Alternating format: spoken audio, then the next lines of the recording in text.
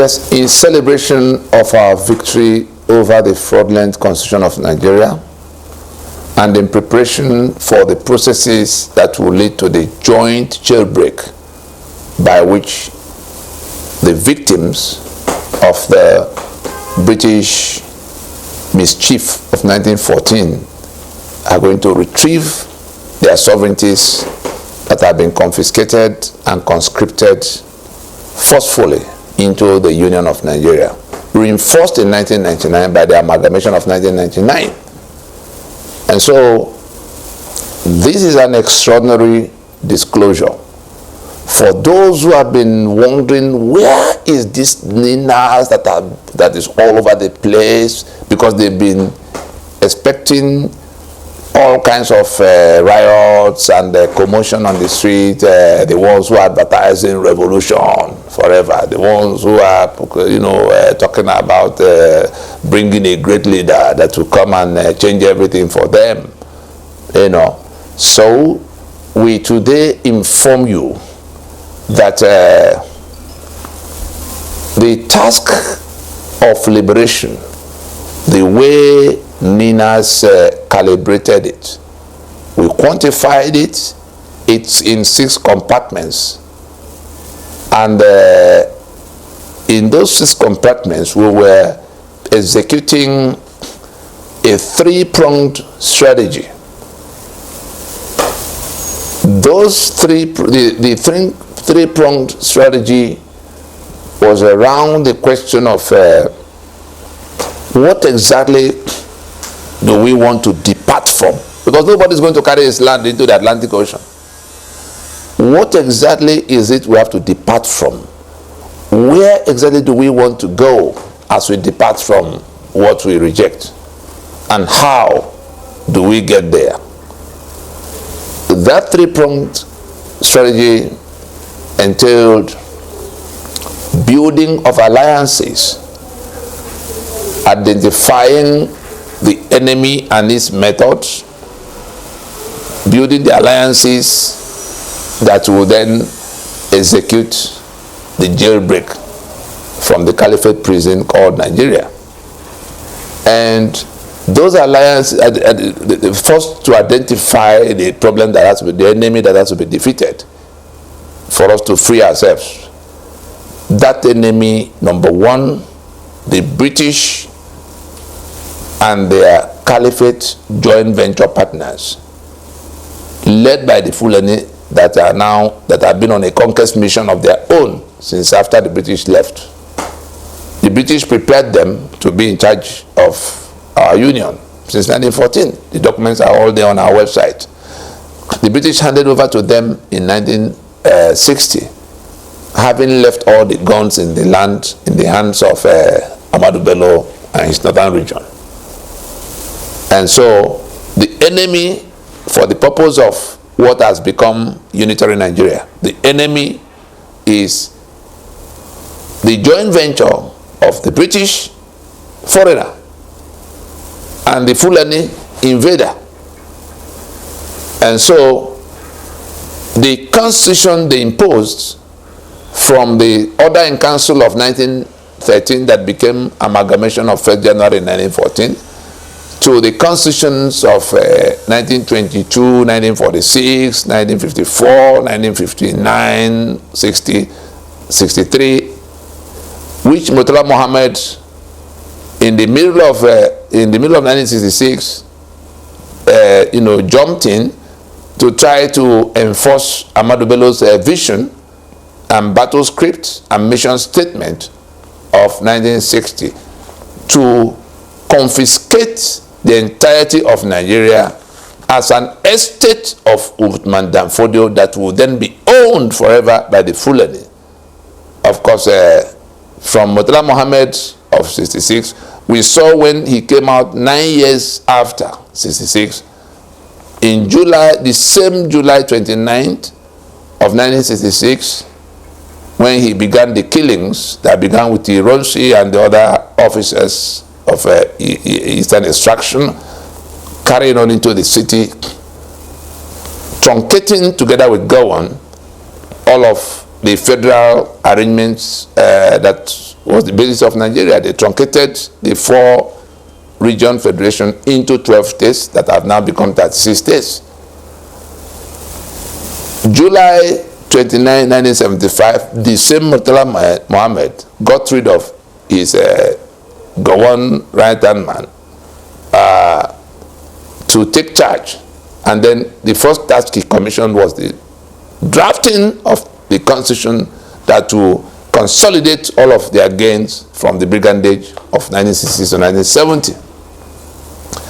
We went into this background to let us know that there is an enemy that is identified, very clearly identified, that British Caliphate joint venture that was now on a mission to conquer everybody, for the permanent ownership of that caliphate. And so who are the victims that we had to, having identified that joint venture on a conquest mission, we identified their chief instrument, the constitution they imposed. We already traced it from 1913 through all the periods that became 1999. The same principle, to impose constitution without reference to the owners of the sovereignty. And then the third part of it is this matter of what to do to defeat that enemy and its instrument, which is where we built a consensus of the victims. Nigerian Indigenous Nationalities Alliance for Self-Determination is a consensus of the victims of that invasion, Fulani-led invasion. The Constitution of 1999, carried forward from 1979, product of 1966 brigandage, having been inherited from 1960, dating back to 1914, they were carrying forward what the British had left in their hands. Of course, embellishing it and reinforcing it with the brigandage of killing off all kinds of people. And so the instrument by which that enemy we have identified had been prevailing is the constitution that was imposed to tie our hands to the back and become the owners of our sovereignty and our assets. So the consensus of the victims was first against that enemy and against the instrument. Luckily, that consensus went from regional to multi-regional to even the international, because we were able to get those who are fighting with ISIS in the Middle East. The US was at the time fighting with the terror networks of the Middle East. When Buhari became president of Nigeria and being champion of Boko Haram, being life grand patron of Miyetti Allah, he threw our borders open to bring in the Fulani from everywhere to overrun Nigeria. Gave them all the guns. Other people cannot touch gun, but they can carry gun. We are still debating it in the National Assembly, whether they will be. People stood up in Nigeria's National Assembly to tell us that, cow will have the right to move around. Cows have become citizens of Nigeria under your constitution. Or did you not see the senators that were running their mouth on the floor of the Senate of your Nigeria, talking about cow that should move freely? Then Ababi was reminding them that the herdsmen will also carry AK-47. So that's what we're living with. And so it is that constitution that is the chief instrument of the enemy. And the consensus we have built, I was talking about how we got the US that was at war with the terror networks of the Middle East to realize that our president and commander-in-chief of the time, Muhammadu Buhari, had become the chief host of the terror networks that were trying to relocate to the West African sub-region. So we went from Boko Haram to Fulani herdsmen, Miyetti Allah, to the joint venture of Boko Haram and ISIS that became ISWAP. And we have seen the balance of what it has become for Nigeria today. We are hearing about a new influx from, in the Kenji Dam, in the Kenji reservation area, just like Sambisa Forest. We are informing you now of all of what we have done across the last 25 years that has now become, it has come to where we have to, explain it so that those who have to come out from that bondage will understand where it is. I was talking about dividing the task into 6 compartments under these 3 broad strategies of building an alliance against the invader, building an alliance against their instrument, the Constitution, and enforcing the consensus. These alliances were also consensus against the 2, against the invaders, against their instrument. And so the enforcement mechanism for those the 2 consensus. And so we come back to what are those 6 compartments. We are reporting to you today that a large chunk, 90% of the tasks have been performed, but it had to be done quietly because it required stealth to succeed. If the enemy knew where it was going, they wouldn't have allowed it to proceed. Britain was there nosing around, the caliphate was there searching around. But we disguised it every step of the way to be able to come to where it is. The only thing left now is to connect the populace with what had been done so that they can do the little part. We put it in percentages. 75% of the entire liberation task, that is, whether it was the Jaw that wanted a return to their resources in terms of ownership and control, or it was the eastern part that was talking about Biafra for whatever it means to them, or the Yoruba that was talking about Oodua Republic or return to regional autonomy, whatever you wanted, or even those who say they want to take back their country, it is the Constitution that took your country, or those who say they want good governance. You can't have good governance or rule of law under a Constitution that render both impossible. And so it is an aggregation of all of those desires that, we say, here is a mechanism for making it happen. And so taking down that Constitution that emplaced the Union and imposed the terms of the Union, the confiscation of our sovereignty, the 36-state structure, the 704 local government area that's become a tier of government without any discussion, the 68 terms of exclusive list that that seize all everybody's economic assets and the power to work those assets. Those are all the things that are contained in that Constitution. So every single thing you suffer is coming from that Constitution before any other factor. So if you were there crying about your resources that are seized by Nigeria, it is that Constitution. If you are there crying about the killings happening to you in the Middle Belt, it is that Constitution that make it impossible for you to organize your security. You can't touch gun, arms and ammunition on that exclusive list. Or you are talking about bad governance and corruption, it is that Constitution that creates everything. The sections are all there for everybody to see. And so 75% of the task was in taking down that Constitution. And we had to undertake it, that component. The other ones are 5% that goes into how we can create the consensus, the cohesion, the internal cohesions we needed across the broad blocks that make up Nigeria. Like in the lower Niger, you see that there was the Biafra challenge, and so you couldn't tell whether the Jaw was happy to be with the Ogoni and the Igbo and all of that. The cohesion we needed to create internally, get them to sit down and discuss their challenges and how they were going to come out of it together. That was 5%. It was a lot of work. So it's 5% of the overall task. Because if you didn't sort out that, everything you are doing to try to put anything in any particular direction, because it's the oil that keeps Nigeria together as at now. If you don't find some way to make it something that to bring a proposition that will settle everybody's headache, you are wasting your time. So in that part of the country, cohesion. Then the alliance had to be one to exclude the people who are invading everybody. And so the multi-regional alliance of the South and the Middle Belt, which then became this NINAS, in the face of the Sharia that was imposed, in the face of the feudalism that was there all the time, we We've seen how it played out. At every point in time, check who created all the states and all the local government areas and who imposed this constitution of 1979 and 1999. You will find their address in that portion, that is in yellow color in the map below, behind.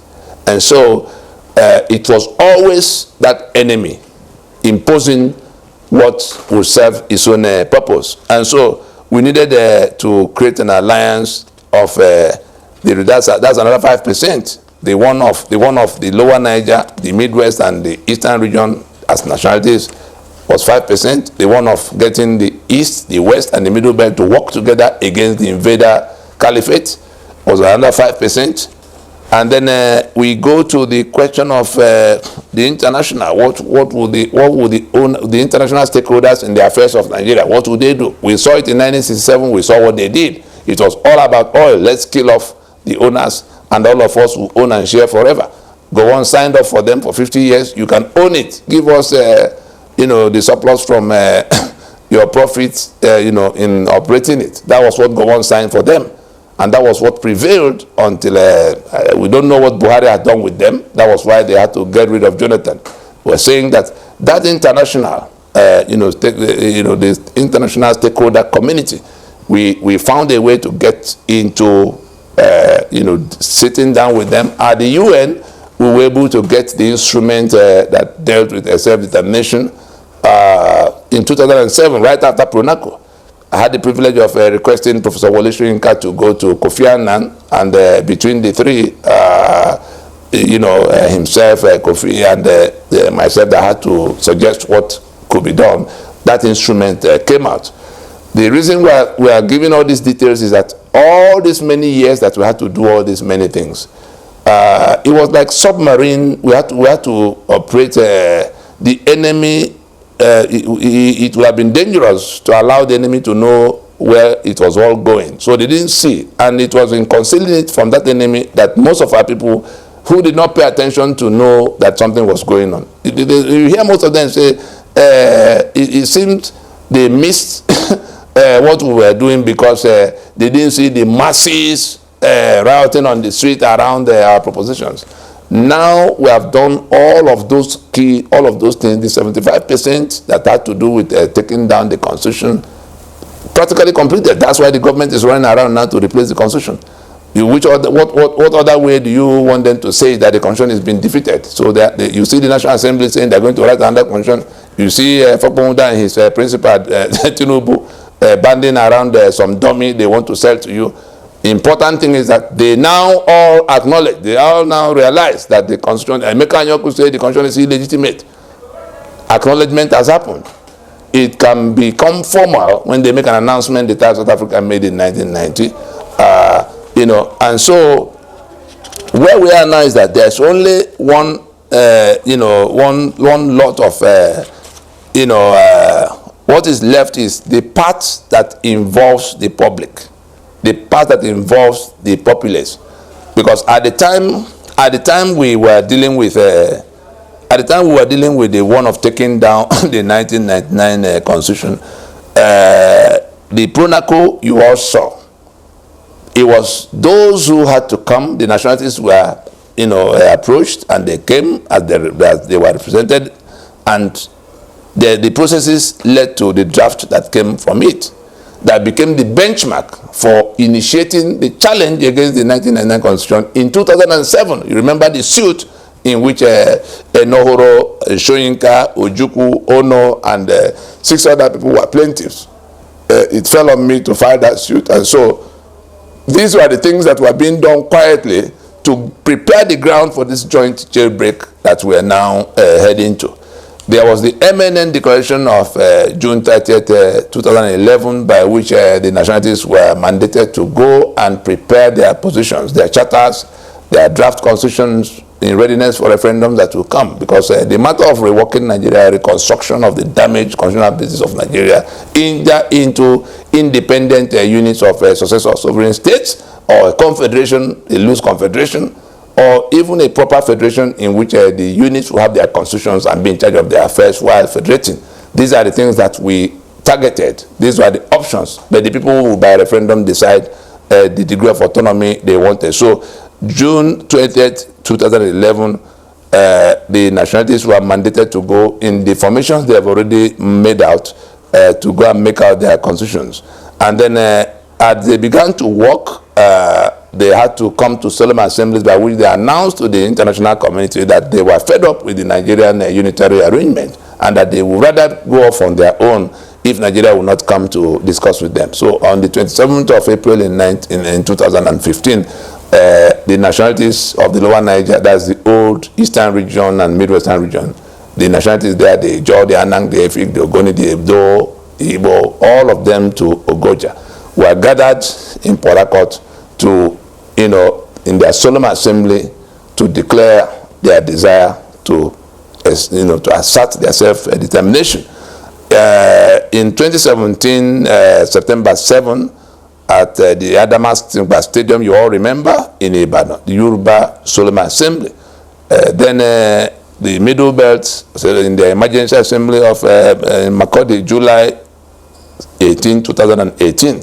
So the three blocks you see in the NINAS Alliance had, by solemn assemblies, repudiated the 1999 Constitution and declared their intention to assert their self-determination in an orderly form. Then December 11, 2018 was a Freedom Park proclamation. Then the constitutional force majeure that came December 16, 2020.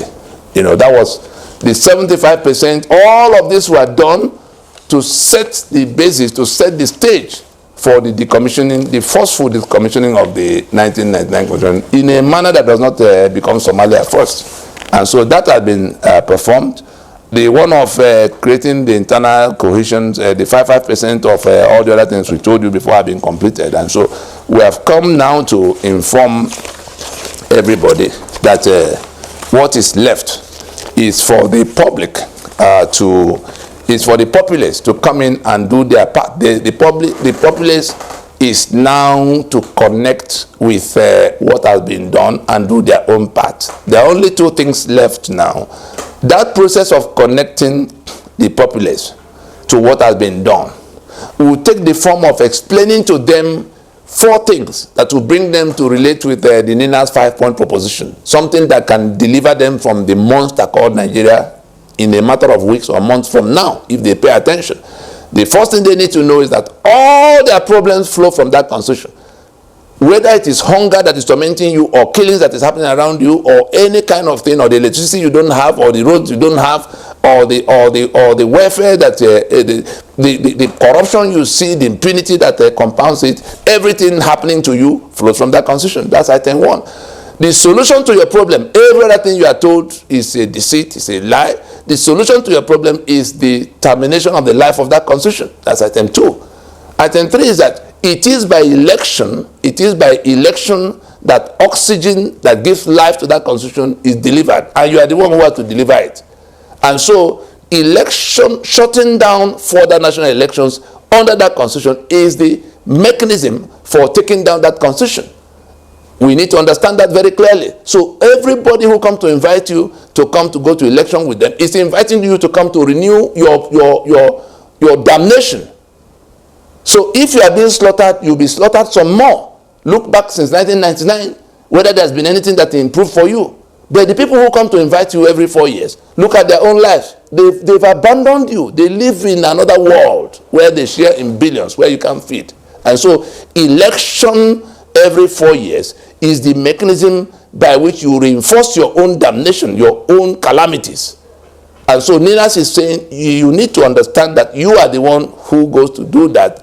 You remember the turtle on the pole.